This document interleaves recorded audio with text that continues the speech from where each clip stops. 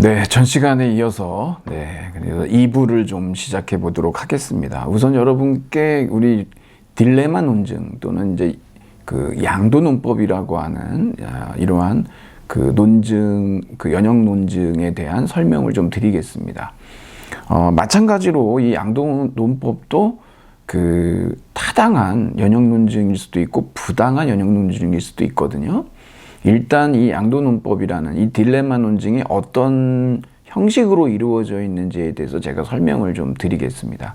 이 딜레마 논증은요, 우선 이 조건 문장과 그 다음에 선언 문장으로 같이 이루어져 있습니다. 이게. 그래서 보통 우리가 대전제에서는 이렇게 조건 그 문장이 대전제에서 이제 두 개가 있고 그 다음에 그 소전제에서 그 선언 문장이 나옵니다. 그리고 이제 결론에서는요, 선언 문장이 나오거나 아니면 정언 문장이 나옵니다.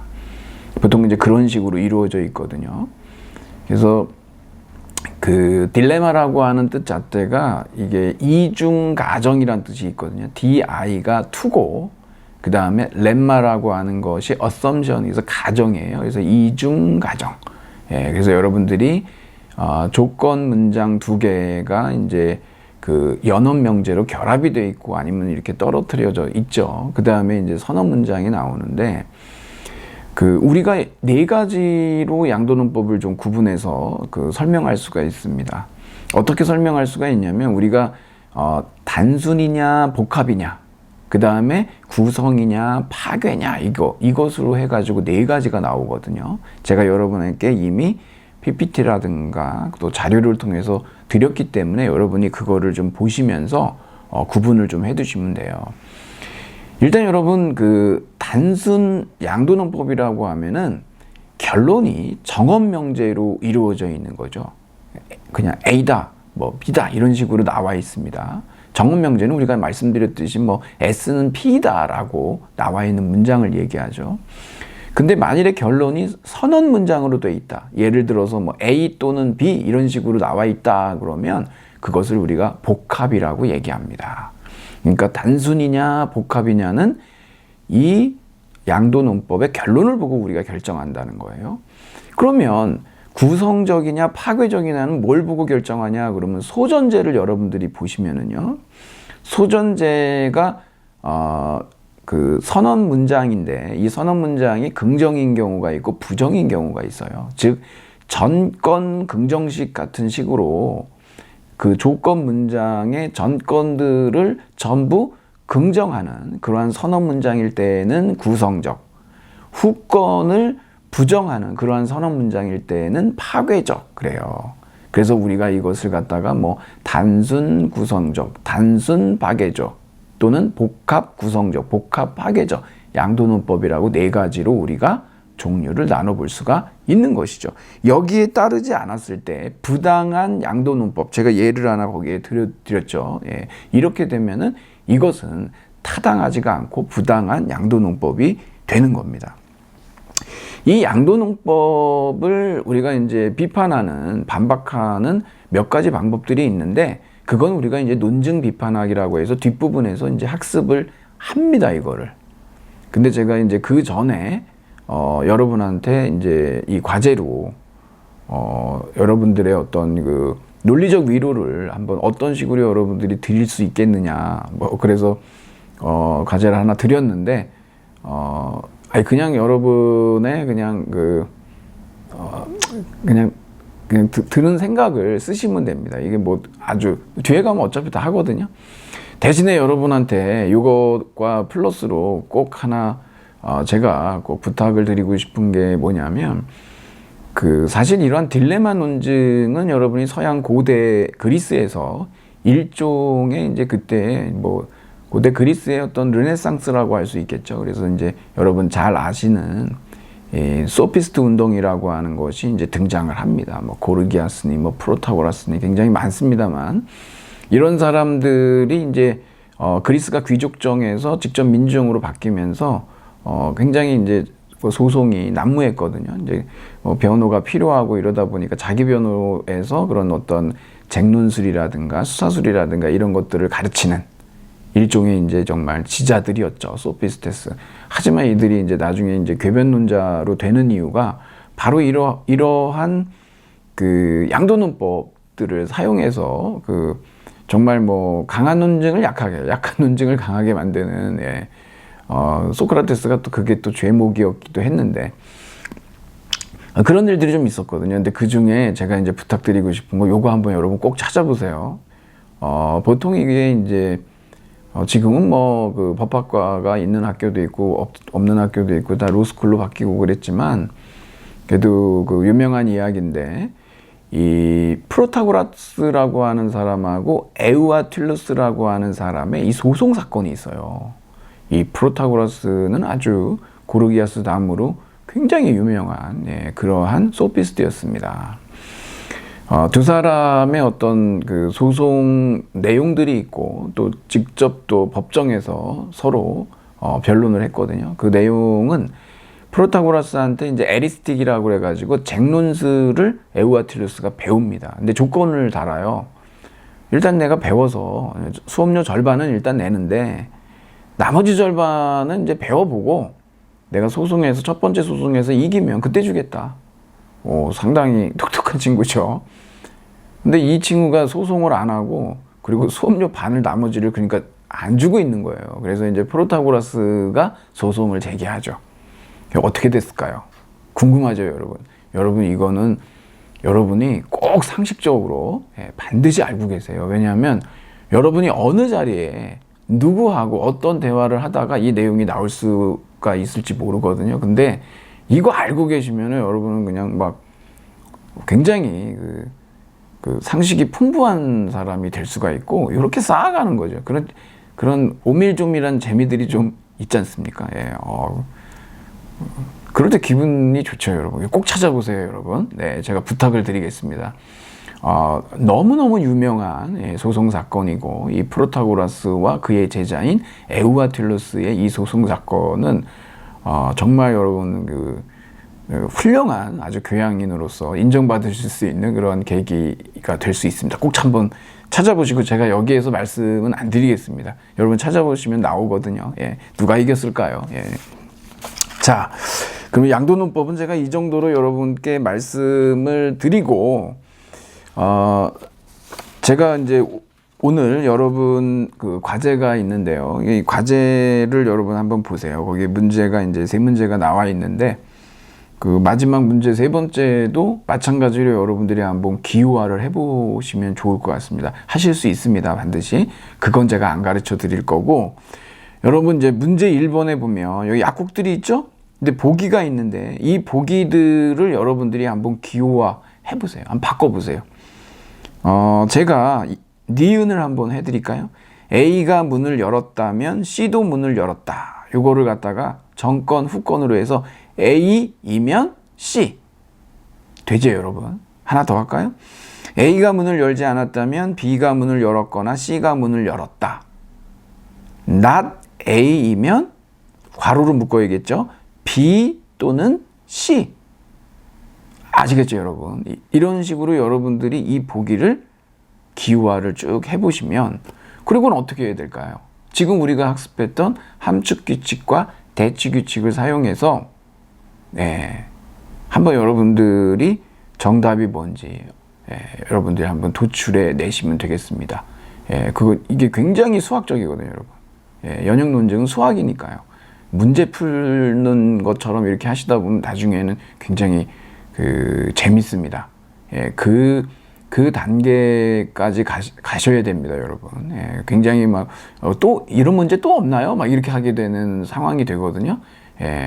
한번 여러분들이 대신에 여러분, 제가 기억은 지금 안 가르쳐 드렸는데 일부러 나머지야 여러분들이 하실 수 있으니까 잘 읽어보고 기호화를 잘해야 된다라는 말씀이죠. 여러분 기호화를 잘못해 놓잖아요. 푸남 안 합니다, 여러분. 너무나 중요한 거거든요. 그러니까 잘 한번 보시고, 문제 2번이 있는데 이건 뭐 우리 책에 지금 연습문제 44쪽에 그 1번 있잖아요. 1번 문제하고 같아요. 제가 여러분한테 뭘 해드릴 수 있냐. 이것도 마찬가지로 여러분이 기호화를 하시는데 이게 이제 월요일부터 이제 토요일까지 이렇게 돼 있는데 이거를 여러분이 A, B, C, D 뭐 이렇게 대문자로 바꾸셔도 상관없지만 또 하나 방법은 뭐냐면 그냥 요일에 앞 글자만 따서 월, 목, 화 뭐 이런 식으로 하셔도 돼요. 그러면 첫 번째 보면 목요일에 시험을 본다면 목이면 토요일에도 시험을 볼 것이다. 토. 되겠죠, 여러분? 목이면 토. 그 다음에 월요일에 시험을 치르지 않는다면 낮, 월이면 화요일이나 목요일에 시험을 볼 것이다. 어떻게 합니까? 화 또는 목. 그렇죠? 그 다음에 세 번째로 보면은 월이면 낮, 수. 그리고 화이면 목 또는 금. 마지막 보면은 강의하지 않는 날엔 시험 안 본다잖아요. 무슨 요일이죠? 금요일, 토요일이죠. 예. 그러니까 낮, 금, 낮, 토. 지금 여러분 6개의 조건을 우리가 이제 알게 됐습니다. 이것을 가지고 여러분들이 함축 규칙, 대축 규칙을 통해서 무슨 요일에 시험을 보는지를 찾아내실 수가 있습니다, 여러분. 제가 여러분이 문제를 해결하시는데 좀 도움을 좀 드리기 위해서 어떤 식으로 기호화를 하셔야 되는지를 직접 여러분한테 가르쳐 드렸습니다. 이걸 바탕으로 해서 여러분들이 한번 수학 문제 풀듯이 한번 해보세요. 예, 되게 재밌고 어렵지 않고 그러다가 딱 뭐가 떠오르면은 또 되게 막 그 흥미 있고 그래요. 그런 경험을 여러분들이 하시라고 제가 이렇게 해 드린 겁니다. 그러면 지난 시간에 여러분 우리 그 타당성과 건전성 문제가 있었죠. 거기에 대한 문제풀이를 하고 오늘 문제를 오늘 연습 문제를 조금 나가는 방향으로 하겠습니다. 그리고 다음 시간에 여러분하고 저하고 이 연역 논증의 모든 문제를 다 이제 연습 문제를 좀 풀고요. 그러고 나서 우리가 귀납 논증 약간 여러분하고 좀 설명하면은 좀 시간이 좀 될 것 같습니다. 네. 자, 그러면 우리 그 4주차 과제인 타당성과 건전성에서 그 1번 보시면 제가 읽진 않겠습니다. 이거는 뭐죠? 이건 부당합니다. 그렇죠? 여러분 사실 미래가 과거와 유사할까요? 예. 사실 귀납법은 선결 문제 요구의 오류라고 하는 문제를 안고 있습니다. 예. 우리가 알다시피 연역적으로 부당하죠. 그렇다고 해서 버릴 수는 없는 겁니다. 어린아이를 목욕시키고 목욕물만 버려야지 어린아이까지 버리는 우를 범해서는 안 되거든요. 그래서 프란시스 베이컨이 신기관에서 그렇게 아리스토텔레스의 정원 3단 논증, 정원 논증에 대해서 날선 비판을 하면서 바로 이제 이러한 귀납적 방법론이라고 하는 이 과학 방법론의 중요성을 무지무지 역설을 했죠. 프란시스 베이컨이 없었다면 정말 종의 기원도 불가능했을지 모릅니다. 예, 그 정도로 그러한 방법론에 대한 그 변화가 이 패러다임의 전환이 큰 과학적 발전을 낳았거든요. 그만큼 가치가 있습니다. 이제 우리가 나중에 보겠지만 2번 여러분 이거는 부당하죠. 이걸 우리가 나중에 살펴보겠지만 이게 통계 3단 논증이라고 합니다. 그리고 1번은 귀납적 일반화라고 하죠. 이거 귀납 논증이기 때문에 당연히 부당하죠, 여러분. 예. 자, 그리고 3번으로 가시면 요거는 우리 오늘 학습했죠. A면 B, not A, 그러므로 not B. 뭐죠? 정권 부정의 오류죠. 예. 정권을 긍정해야지 부정하면 안 되지 않습니까? 예. 이건 부당하죠. 그다음 4번은 타당한 정언산단 논증이고 상식적으로도 건전하지 않습니까? 예. 그래서 타당하고 건전한 연역 논증입니다. 자, 그 다음에 5번으로 가시면 5번은 타당하지만 건전하지 않은 논증이죠. 후권 부정식으로 타당합니다. 하지만 건전하지는 않다, 여러분. 그 다음에 6번은요 부당한 논증입니다. 이게 전제로부터 일반화된 결론이 개연적 참이지 이거 필연적 참이 아니거든요. 그래서 부당하고 7번 이거 뭐 총알 배송입니까? 네, 그렇죠. 이것도 마찬가지로 부당하고요. 그 다음에 이제 8번 8번은 지금 둘 중 하나다 그랬죠. 거짓말을 하고 있거나 사실을 전혀 모르거나 이걸 뭐라고 그러죠? 우리가 배타적 선언이라고 하죠. 그래서 형식적으로 타당하고요. 예, 이거 선언지 제거법입니다. 형식적으로 타당한데 이게 전제들이 참이라면 뭐 그러면 이 논증은 건전하다라고 이렇게 볼 수가 있죠. 상식에 맞춰서 이제 하라고 얘기했지만 우리가 사실 뭐 확인할 수가 없기 때문에 그 정도로. 그러니까 전제들이 참이라면 논증이 건전하다. 타당하고 건전한 거죠. 그 다음에 9번은 여러분들이 많이 그 오류를 범하시기가 쉬운데 이 9번을 여러분들이 아마 타당하다라고 하신 분들이 상당히 많으실 겁니다. 타당하지가 않습니다, 여러분. 이건 부당한데 어떻게 여러분들이 이거를 아실 수 있냐 그러면 그 두 번째 문장 있잖아요. 수학적 추리도 훈련을 통해서 습득될 수 있다고 결론이 있죠. 그러므로 뒤에 나오는 거 이걸 바꿔보세요. 그럼 타당해요. 예, 그러면 타당합니다. 근데 지금 이런 상황에서는 이거는 매개념 부주연의 오류라고 그래가지고 우리가 정원 3단 논증에서의 오류의 이름인데 매개념이 반드시 한 번 이상은 주연이 돼야 되거든요. 부주연됐기 때문에. 그래서 이건 부당한 연역 논증이죠. 정원 논증. 자, 요 정도로 여러분하고 지난 시간에 우리가 그 과제를 한번 확인해 봤고, 자, 이제부터는 여러분하고 이제 44쪽으로 한번 가볼까요? 예, 우리가 이제 시간이 될 때까지 여러분하고 지금 오늘 우리가 학습했던 여러 가지 이제 규칙들, 추론 규칙들을 바탕으로 해서 기호화도 하고 추론 규칙도 보고 그러면서 문제를 좀 풀어보도록 그렇게 하겠습니다. 물론 여러분들이 지금 이 시간에 문제를 한번 잠깐 멈추고 일단 여러분들이 좀 풀어보신 다음에 그 다음에 제 수업을 들으시는 게 훨씬 여러분들한테 그 학습 효과가 몇 배는 더 클 겁니다. 그러니까 멈추시고 문제 먼저 푸시고 그 다음에 저하고 같이 한번 가보도록 그렇게 하시면 좋겠습니다. 자, 저는 일단 여러분들이 이제 해결하신 거로 생각하고 2번부터 볼까요? 네, 1번은 제가 여러분한테 과제를 내드렸고 당연히 다음 시간에 우리가 여러분 볼 수가 있을 겁니다. 자, 다음에서 타당한 논증이라고 볼 수 없는 것은 뭐냐? 일단 여러분 여기에 나오는 이러한 논증들을 여러분들이 기호화하실 수 있어야 하니까요. 이 꽃이 모란 꽃이라면 A라면 향기가 나지 않을 것이다.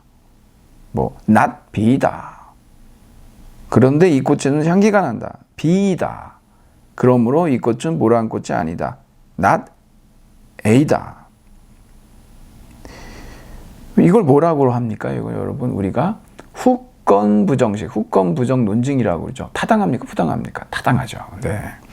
이렇게 여러분들이 해결하시면 아주 간단하게 처리하실 수가 있어요. 2번으로 가볼까요? A이면 B다. A다.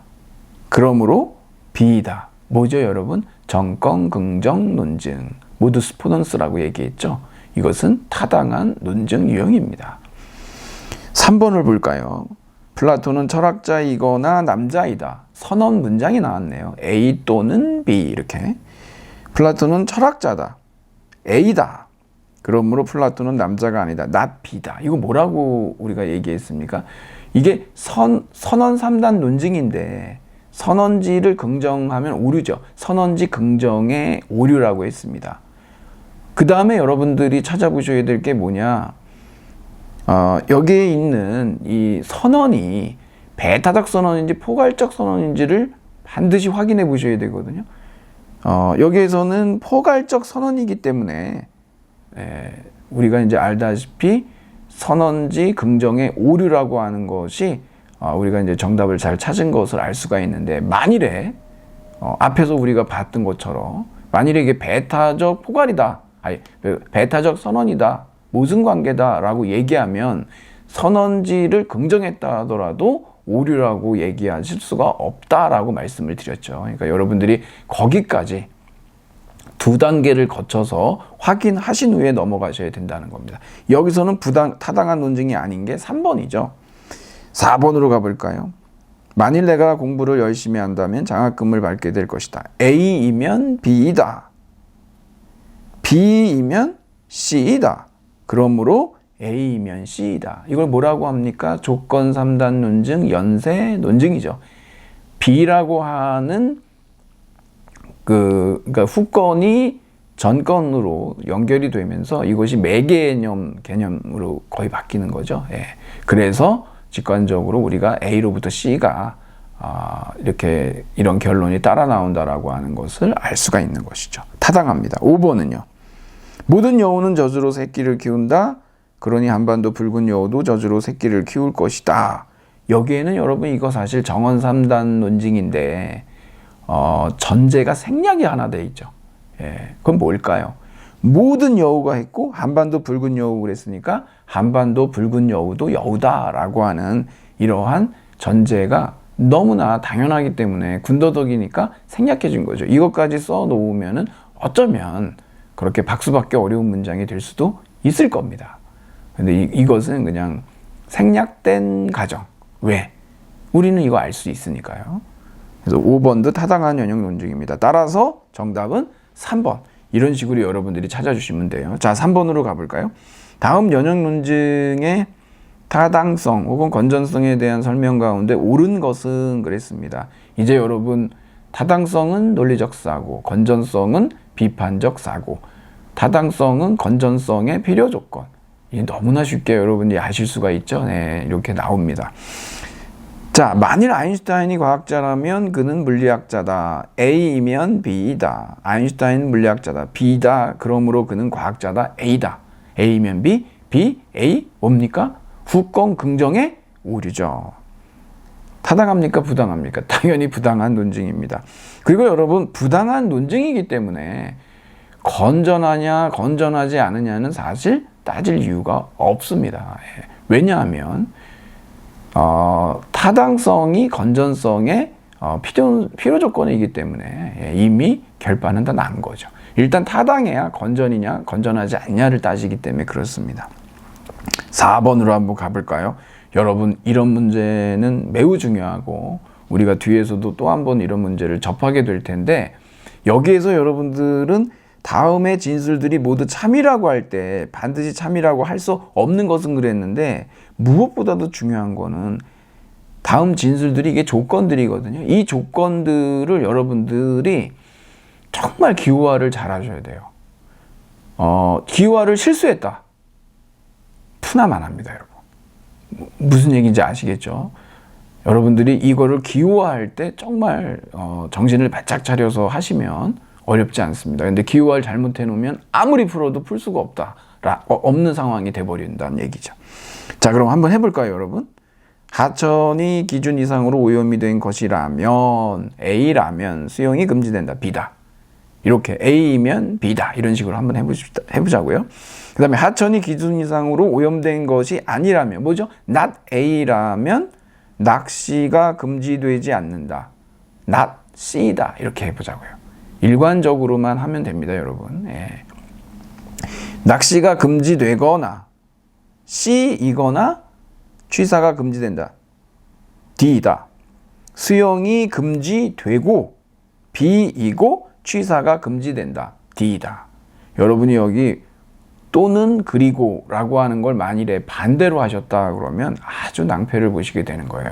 제가 누누이 강조드리지만 이러한 문제들에 있어서 조건들을 여러분이 기호화하실 때 명확하게 하시고 실수해서는 안 된다라고 하는 말씀입니다.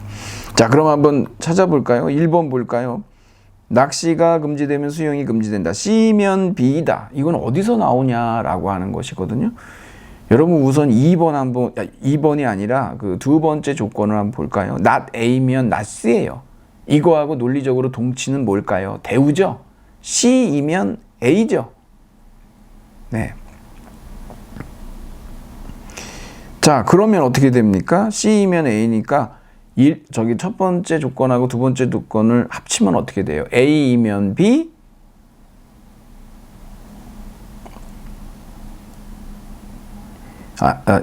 C이면 A, A이면 B, 그러니까 C이면 B죠. 예, 이게 바로 뭡니까? 조건 3단 논증이 되는 거죠. 연쇄 논증. 예. 그래서 1번은 반드시 참이죠. 3번으로 가볼까요? 낚시가 금지되면 하천이 기준 이상으로 오염된 것이다. C면 A다라고 했는데 이건 뭡니까? 바로 두 번째 조건의 대우였어요. 논리적 동치였죠. 이건 뭐 아까 나왔으니까. 4번. 하천이 기준 이상으로 오염된 것이거나 낚시가 금지되지 않는다. A 또는 not C다 그랬는데 여러분 이거 A 또는 not C는 어디서 나옵니까? 두 번째 조건이 not A이면 not C잖아요. 여기에서 지금 이 화살표를 만약 뭐뭐이면이라고 하니 화살표를 갖다가 이거를 갖다가 우리가 한번 이 함축 기호를 풀어봅니다. 그러면 A 또는 not C가 나오죠. 예, 단순 함축. 그러니까 4번도 반드시 참이죠. 5번은요. 취사 행위가 금지된다. 여러분 이 5번은 참일까요? 거짓일까요? 어떻게 여러분들이 여기에서 이걸 찾을 수 있을까요? 이게 관건인데 여러분 네 번째에 보시면 수영이 금지되고 취사가 금지된다 그러면은 B 그리고 D였잖아요. 여기에서 D라고 하는 것이 어떤 식으로 따라 나올 수 있냐 그러면 우리가 그 함축 규칙하고 대치 규칙을 봤는데 함축 규칙에서 뭐가 있었습니까? 연언지 단순화가 있었죠. 예. 전제가 참이라면 B 그리고 D가 참이에요. 어느 때 참입니까? 연언지가 전부 참일 때 참이죠. 그러니까 여기에서 D로 오든 B로 오든 무조건 참인 거예요. 예, 수영이 금지된다라고 해도 이건 참인 거예요. 그렇죠, 여러분? 그래서 5번도 참이고 2번을 보시면 하천이 기준 이상으로 오염된 것이다. A인데 네, 이것은 여기에서 이제 해당이 되지가 않기 때문에 따라 나올 수가 없기 때문에 정답은 2번이 되는 거죠. 여러분 어떻게 하시는지 아시겠죠? 우선은 여러분들이 알고 계시는 명제변환하고 논리적 연결사를 통해서 기호화를 하시고 그 이후에 여러분이 우리가 학습한 추론규칙을 통해서 이 문제들을 이제 증명하고 해결하면 되는 겁니다. 자, 5번으로 한번 가보겠습니다. 5번에 보면은 가를 보면요. 여기 뭐 타당성, 건전성에 대한 평가라고 했는데 가를 보니까 시간 관계상 그냥 바로 나가보죠. A이면 B, not A, 그러므로 not B. 뭡니까 여러분? 정권 부정의 오류죠. 예, 이거 부당합니다. 나를 보면은요. A 또는 B, B, 그러므로 not A. 뭡니까 이게 바로 선언지 긍정의 오류라고 하는 것이죠, 여러분. 그러면 다로 가보니까는요, 어떻습니까? A 또는 B, not A, 그러므로 B, 선언지 제거법으로 타당한 연역 논증인 걸 우리가 알 수가 있죠. 그러면 여러분 문제를 보시면은요, 1번 논증가는 타당한 논증이 아니다. 맞습니다. 정권 부정의 오류. 2번 논증 나는 두 개의 선언지 중 하나의 선언지를 긍정하고 나서 남은 선언지 하나를 부정하고 있다. 이 논증은 부당하다. 왜? 선언지 긍정의 오류니까. 3번은요. 이것은 그 선언지 제거법이기 때문에 타당한 논증이다 그랬어요. 4번은 보니까 논증 가하고 나의 전제가 모두 참이라면 이 둘은 각각 결론 역시 참일 수밖에 없으며 이에 이 둘은 건전한 논증이 된다? 무슨 얘기입니까? 이게 말이 안 되죠. 건전성 얘기하려면 일단 타당해야 되는데 부당하기 때문에 그렇고 5번은요. 논증 다는 실제로 프랑스가 그런 상황인지 모르기 때문에 타당성 평가하기 힘들다. 오히려 여러분 이것은 실제로 그러냐 안 그러냐라고 하는 것은 건전성의 차원이라는 것을 알 수가 있죠. 그래서 선언지 제거법으로서 타당하지만 실제로 노벨상 수상자의 배출이 가장 많은지에 대해서는 건전성을 따져봐야 되기 때문에 여기에 타당성을 평가한다라고 하는 것은 업을 성설이다. 네, 이렇게 말씀드릴 수가 있겠습니다. 여러분 오늘은 뭐 시간 관계상 여기까지 하도록 하고 나머지 문제들 여러분 한번 풀어보시고 제가 다음 시간에 문제풀이로 여러분을 다시 만나도록 하겠습니다. 여러분 장시간 수고하셨습니다. 고맙습니다.